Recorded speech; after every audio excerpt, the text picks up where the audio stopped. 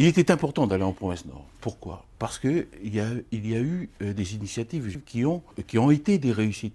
Et l'exemple précis du GTPL de Bako et de la Caisse des dépôts, qui a accompagné un modèle d'habitat, un espace, un urbanisme revisité à l'échelle de son territoire et co-construit avec les intéressés. Le concept, c'était de se dire, on ne fait pas de barrière.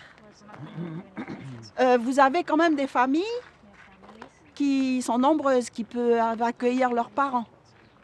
Vous avez le jardin qui a son importance. Vous avez toute la partie énergétique qui a aussi son importance. La problématique que nous avions en tant que financeurs, c'était d'allier le droit coutumier avec le droit commun. Le modèle du leasehold, c'est un petit peu ce modèle-là avec les terres coutumières où on démembre la partie foncière de la partie construction. Donc ce sont des mécanismes de pensée qui existent dans beaucoup de pays du monde et on a du mal à le transposer ici parce qu'on a du mal à faire... Voilà, on est habitué à des choses et on a du mal à faire converger deux droits différents. Alors, sur la zone de Bako, on a créé un pilote avec le GDPL de Bako pour constituer une SCI dans laquelle le GDPL est actionnaire à 51%, la Caisse des dépôts à 49%. La problématique que nous avions, c'était de faire fonctionner le droit coutumier avec le droit commun. Sachant que le foncier, suivant la règle des 4 I, insaisissable, incommutable, incessible, ne me permettait pas de valoriser le foncier et d'avoir des droits réels sur ce foncier. Donc on a dû développer une ingénierie financière pour mettre en place cette SCI. Alors le résultat, c'est 15 villas qui ont été construites. On a un retour d'expérience de 12 ans. Aujourd'hui, on est à peu près à 90%, 90% de remplissage. C'est un modèle économique qui fonctionne, qui est pérenne. Et on a réussi dans le montage à avoir des mécanismes financiers de droit commun avec des fonds propres, des comptes courants d'associés et de la dette sur un foncier coutumier. Alors, est-ce que ce modèle est réplicable? Bien sûr, il est réplicable. On a des exemples avec les bailleurs sociaux qui, eux, construisent aussi, notamment les 20 villas qui sont à côté de la SCI Bako. C'était aussi l'occasion de voir aussi ce que les bailleurs sociaux ont proposé en province Nord. Là, il s'agissait de visiter les pavillons tropicaux.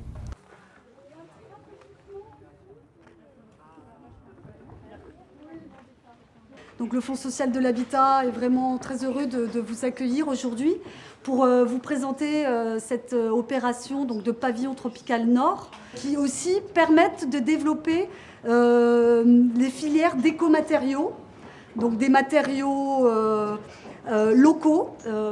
Ici, nous sommes vraiment dans un exemple assez rare en Nouvelle-Calédonie de maisons en écomatériaux locaux. Donc comme la grosse partie de la maison est faite en bois, on va dire que je pense oui, à 80-90% c'est fait avec des matériaux locaux, avec des entreprises locales. Parce que le choix aussi dans la composition de notre équipe, c'était donc l'équipe Bois du Nord était mandataire du projet. Et après, on a travaillé avec des artisans de la zone VKP pour faire les autres corps d'État. Donc le soleil ne rentre pas directement dans la maison, donc ça ne fait pas d'apport de chaleur. Ensuite, on a isolé, l'ensemble des murs sont isolés, la toiture est isolée. Et puis la troisième chose que vous constatez tous, c'est cette porosité du bâtiment qui permet la ventilation naturelle, qui permet d'être confortable à des périodes où à l'extérieur, il commence à faire assez chaud. Le concept du pavillon tropical Nord que le Fonds social de l'habitat a développé ici à Point-Bout est un logement qui est donc adapté au mode de vie océanien, qui est aussi adapté au climat. Donc, qui est bioclimatique, très ventilé, isolé, qui permet un confort d'habitat vraiment supérieur et qui est aussi économiquement maîtrisé puisqu'on s'adresse à nos ayants droit, ayant des revenus proches du SMIC ou un peu plus élevés. Le pavillon tropical Nord est très innovant parce qu'il est sur un matériau 100% local, un écomatériau, puisque toute la structure, Les fondations, la charpente est en bois local, en Pinus de Caraïbes, qui est produit ici à 50 km de la maison. Alors en tant qu'architecte, le défi à relever pour cette construction, c'était d'arriver à rentrer dans le budget du FSH, qui était le même pour toutes les équipes, et de parvenir à avoir une qualité bioclimatique notamment importante. Et on sait que les gens ici vivent tous ensemble dans des espaces collectifs qui doivent être généreux, et après que les chambres servent entre guillemets juste à dormir. Donc on a essayé de privilégier l'espace de collectif, on va dire, en intégrant en fait la terrasse à l'intérieur du bâtiment. Alors les caractéristiques fortes de ce pavillon tropical, donc c'est sa modularité, il est adaptable à tous les terrains, c'était une demande du FSH. Il est bioclimatique, donc on a une ventilation naturelle traversante, de l'isolation et donc un confort pour les usagers. Et après, c'est aussi sa spatialité, quoi, donc un espace collectif généreux, on va dire. Quand on parle de matériaux biosourcés, on pense immédiatement, quasi automatiquement au bois. Donc ça a été l'occasion d'aller visiter la scierie des Bois du Nord, écouter un peu cet acteur du logement. Les secteurs, ça travaille, il y a du 2,15, il y a du 3,15, il y a du 5,15, il y a du 7,15. Alors c'est la CICTED qui approvisionne la déligneuse. Voilà, c'est le principe. Et ça, tout ça, ça se fait en fonction de ce que l'on veut produire.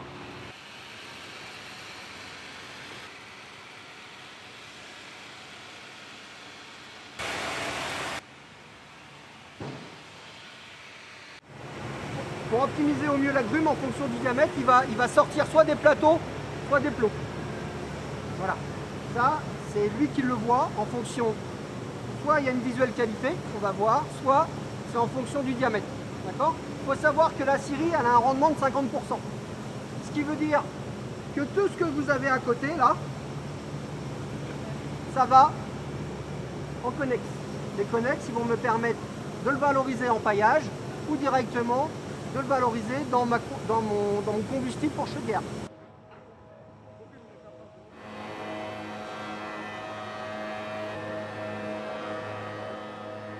Donc là, on est dans le secteur rabotage. Le secteur rabotage, il est là pour venir calibrer le bois brut.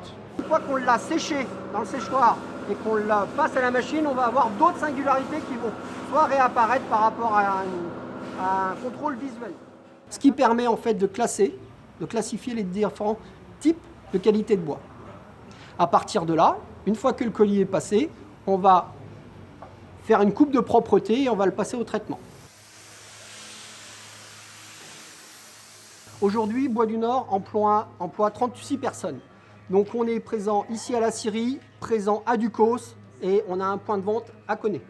Ce sont des personnes qui ont appris sur le tas avec des formations.